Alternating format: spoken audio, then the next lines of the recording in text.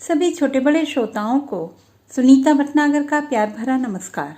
Audio stories के हमारे channel कहानी जगत में आप सभी का स्वागत है। हिंदी कहानियों की श्रृंखला में आइए आज सुनते हैं मालती जोशी जी द्वारा रचित कहानी वो तेरा घर ये मेरा घर। आज खाने की मेज पर अरसे बाद पिंकी चहक रही थी। पीएमटी की परीक्षा सानंद संपन्न हो जाने से वातावरण हल्का हो गया था। इतने दिनों तक एक तनाव सा व्याप्त था, घर पर भी और बच्चों के मन पर भी। प्रसन्ना का सेकंड सेमेस्टर परसों ही समाप्त हुआ। आज पिंकी भी फ्री हो गई थी। अब रिजल्ट की चिंता कुछ दिनों के लिए मुलतवी रखकर आज़ादी का जश्न मनाया जा सकता था। खाने की मेज पर उसी की प्लानिंग चल रही थी। तरह तरह के सुझाव, तरह तरह की फरमाइशें। मिस्टर प्रसाद ने बच्चों के उत्साह पर ब्रेक लगाते हुए कहा, तुम लोग शायद भूल रहे हो कि पापा के ऑफिस में समर वेकेशन जैसी कोई चीज़ नहीं होती है, तो आप आराम से घर में बैठे रहिए। बच्चों की माँ ने तुनक कर कहा, लेकिन मैं 10-15 दिनों के लिए कहीं जरूर जाऊंगी। आपको तो दफ्तर के अलावा कुछ सूझता ही नहीं है। I need a change badly. मैं सोच रहा था, मिस्टर प्रसाद ने झिझकते हुए कहा और चुप हो गए। क्या सोच रहे थे आप कह भी डालिए। यही कि शनिवार इतवार सागर जाकर बाबूजी को लेवा लाता। ओ नो, बच्चों ने कोरस में कहा तो माँ ने उन्हें आंखों से डपट दिया और बोली, इतनी जल्दी? जल्दी कहाँ, उन्हें गए 2 महीने से ऊपर हो गए हैं। इतने दिन वे बेटी के यहाँ कभी रहे हैं? क्या पापा आप भी बेटा बेटी करने लगे? ये सब फिजूल की बातें हैं। अपने लिए होंगी, पर बाबूजी तो पुराने ढर्रे के व्यक्ति हैं। उनके लिए ये बातें बहुत महत्व रखती हैं। अब इस उम्र में यह आशा करना कि वे अपनी सोच बदल लेंगे बेकार है। यह तो ठीक है कि माया की स्वतंत्र गृहस्थी है, इसलिए वे 2 महीने वहाँ टिक भी गए। छाया के यहाँ तो उसके सास ससुर जेठ देवरों के बीच 2 दिन भी न रह पाते। बच्चों ने फिर बहस नहीं की, चुपचाप खाकर उठ गए। पत्नी ने टेबल समेटते हुए पूछा था, सुनिए, क्या इसी हफ्ते जाना जरूरी है? वे प्रश्नार्थक नज़रों से पत्नी को देखते रहे। नहीं, मैं सोच रही थी बच्चे थोड़ा रिलैक्स कर लेते, अभी अभी तो बेचारे फ्री हुए हैं। बच्चों को रिलैक्स होने के लिए कौन मना कर रहा है? आप समझते नहीं हैं। बड़े बुजुर्ग घर में होते हैं तो थोड़ा बंधन तो हो ही जाता है। बच्चों के हंसने बोलने पर, खाने पीने पर बंदिश लगी जाती है। तो तुम चाहती हो बाबूजी को वहीं रहने दूं? उनका स्वर थोड़ा तल्ख था। पत्नी ने नरमाई से कहा, नहीं, मेरा मतलब था 8-10 दिन और सही, फिर तो हम ही को। वह तय नहीं कर पाई कि झेल ना कहें कि भुगत ना कहें। पति की नाराजगी के डर से उन्होंने वाक्य अधूरा ही छोड़ दिया। कई बार अनकहे शब्द भी बहुत कुछ कह जाते हैं। मिस्टर प्रसाद भी उन अनकहे शब्दों को भली भांति पड़ गए। उन्हें वितृष्णा और खीज हो आई। अपने आप को वे पहली बार इतना निरुपाय अनुभव कर रहे थे। कितनी हसरत से, कितनी उमंग से वे बाबूजी को यहाँ लाए थे।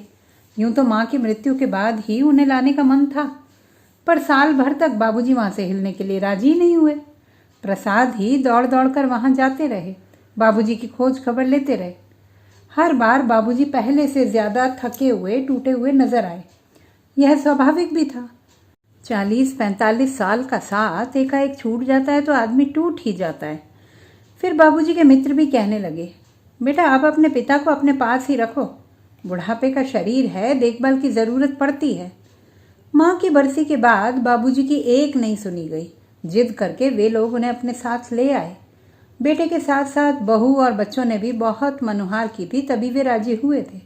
पर बहुत जल्दी ही एहसास होने लगा कि स्वागत का यह भाव धीरे धीरे तिरोहित होने लगा है।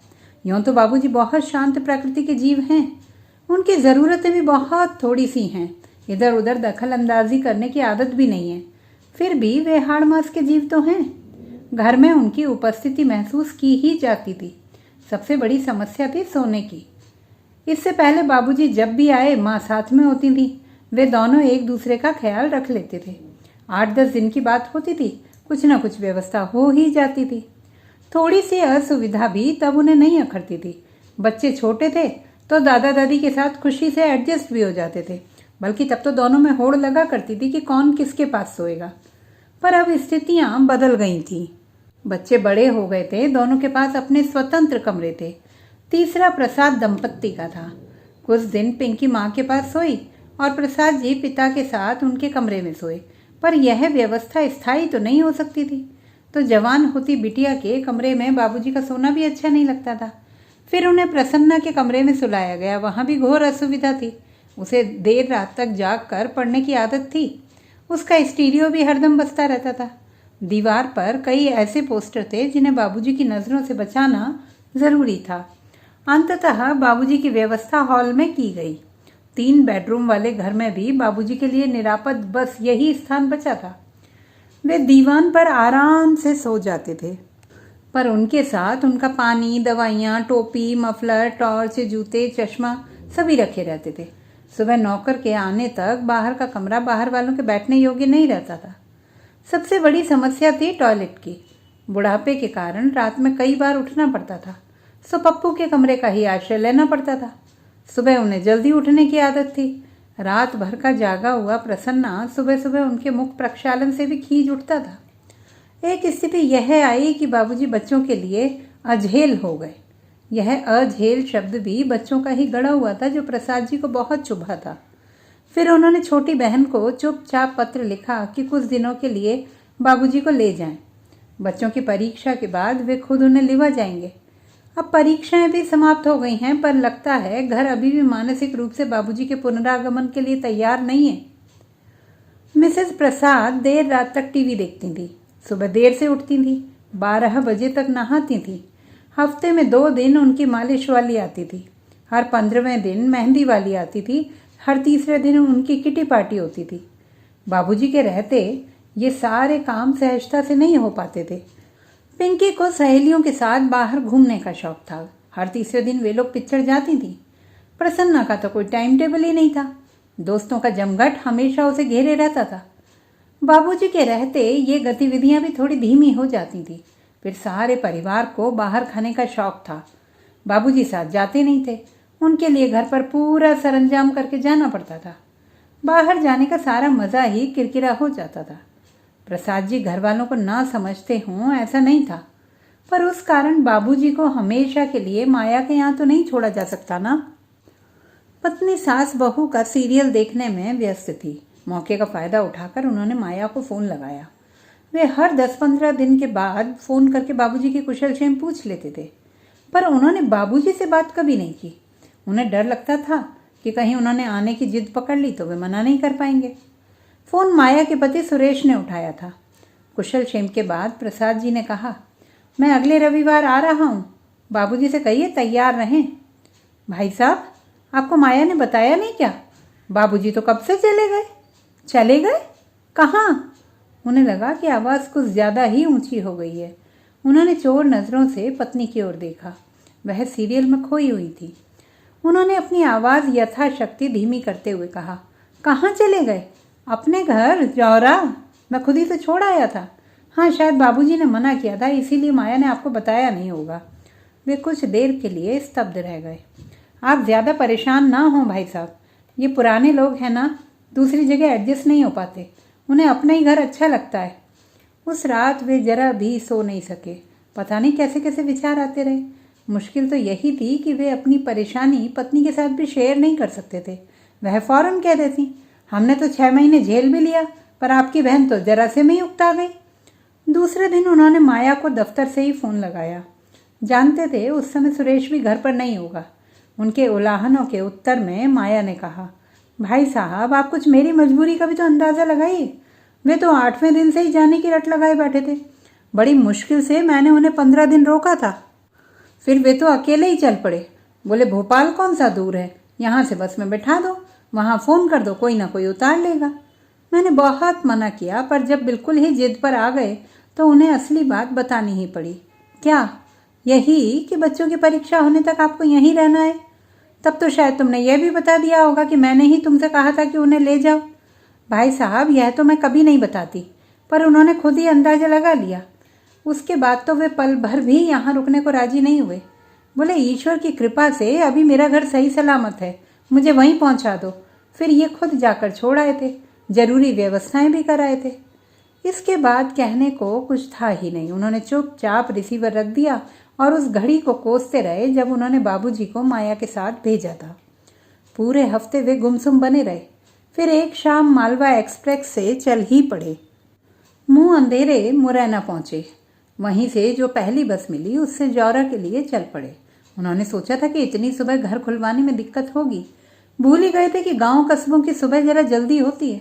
घर पहुंचकर देखा सामने वाले आंगन में चारपाइयां बिछी हुई हैं और बाबूजी की मित्र मंडली चर्चा में मशगूल है। उन्होंने जाते ही सबके पांव छुए, आशीर्वाद पाया। फिर वे सब के सब उठ खड़े हुए। पंडित जी, अब आप बेटे की खातिर कीजिए, हम लोग चलते हैं। अरे आप बैठिए ना, मैं क्या कोई मेहमान हूँ? यह तो मेरा घर है, आप लोग इत्मीनान से बैठें। इस आग्रह में शिष्टाचार तो खैर था ही, एक उद्देश्य यह भी था कि उतनी देर तक बाबूजी के सामने अकेले पड़ने से बचे रहेंगे। पर बाबूजी के दोस्त रुके नहीं। उन्हें विदा करके बाप बेटे दोनों भीतर आए। बाबूजी ने कहा, तुम हाथ मुंह धो लो, तब तक मैं चाय चढ़ाता हूँ। बाथरूम का दरवाज़ा खोला तो चकित रह गए। बाबूजी, ये कमोड कब लगवाया? अभी अभी तो लगवाया है। सोचा तुम लोग आते हो तो तुम्हें तो परेशानी होती होगी, मुझे भी बुढ़ापे में आरामदायक लगता है।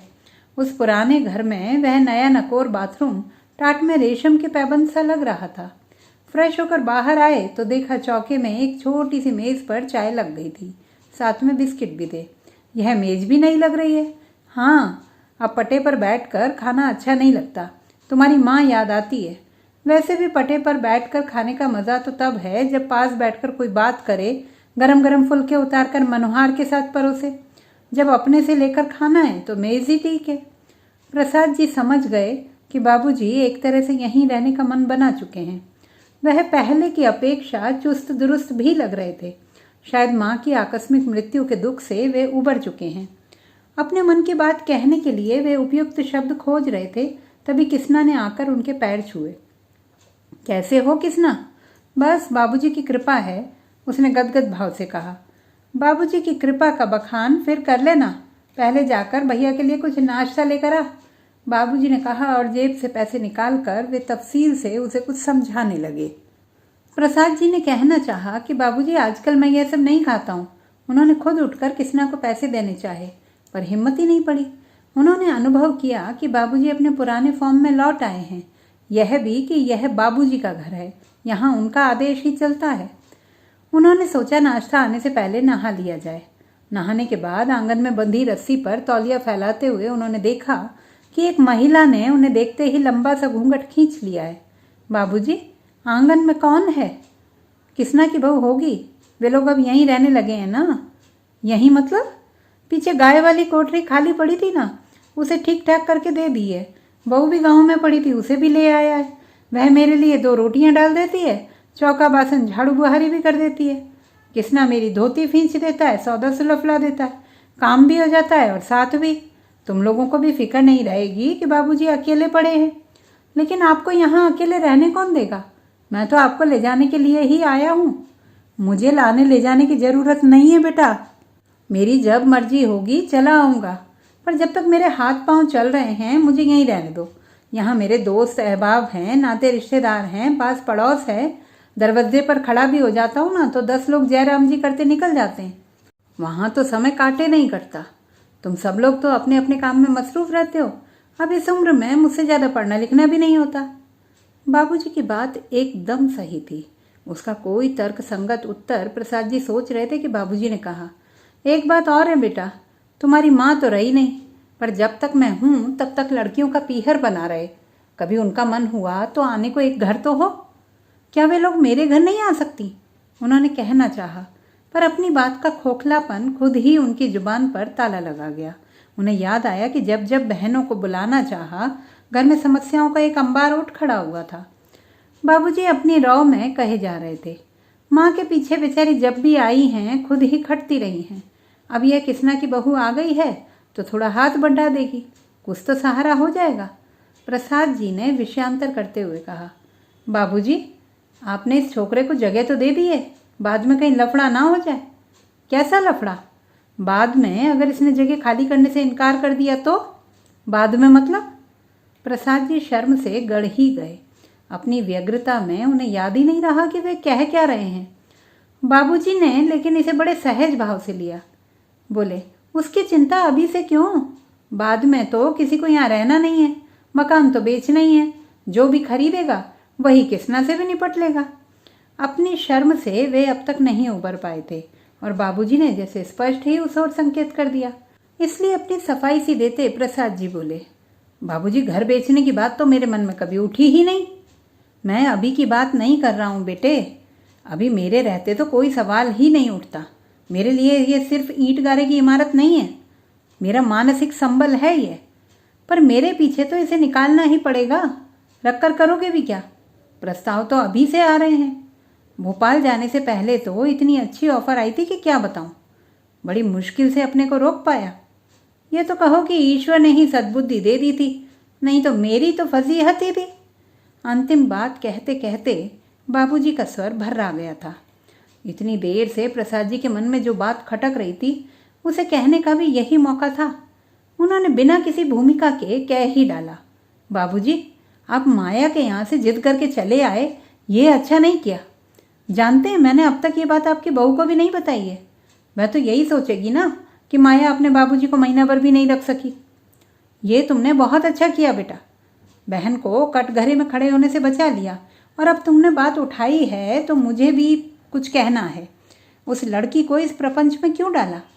वह तो चलो बात तुम दोनों भाई बहनों के बीच ही रह गई, पर कल को अगर जमाई बाबू को मुझसे परेशानी होती, वे मुझसे ऊब जाते और माया से कहते तो सोचो क्या होता। मुझे तो कहीं मुंह छुपाने की जगह भी नहीं मिलती। ऐसी नौबत आने से पहले ही वहाँ से चल देना अक्लमंदी थी, इसीलिए चला आया। पर आप यहाँ क्यों आ गए? सीधे भोपाल आ जाना था ना, प्रसाद जी ने कहना चाहा, पर उनकी आवाज़ गले में फंसकर रह गई। बाबूजी जैसे उनकी बात समझ गए। पीठ थपथपाकर सांत्वना के स्वर में बोले, रात भर के जगह हो, थोड़ा आराम कर लो। मैं एक चक्कर बाजार लगा कर आता हूँ। कौन सी तरकारी खाओगे? तो दोस्तों ये थी हमारी आज की कहानी। आपको कैसी लगी कमेंट बॉक्स में लिखना ना भूलें। चैनल को सब्सक्राइब करें, लाइक करें और मित्रों के साथ शेयर करें।